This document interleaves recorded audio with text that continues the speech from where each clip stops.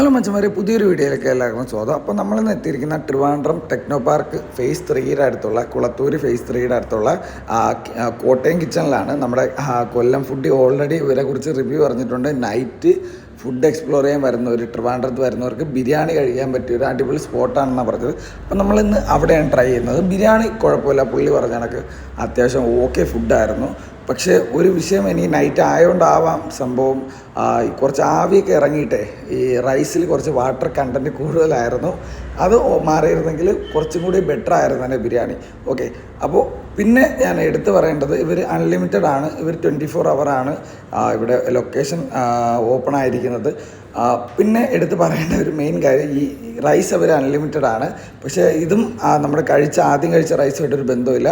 പിന്നെ ഈ ഗ്രേവി ഒരു കാരണവശാലും മേടിക്കാതിരിക്കുക, ആദ്യം കഴിച്ചതിൻ്റെ ടേസ്റ്റും കൂടി അങ്ങ് പോയി കിട്ടും. അപ്പോൾ അത്രേ ഉള്ളൂ. പുതിയൊരു വീഡിയോ ആയിട്ട് വേറെ കാണാം. Tata, bye bye, see U.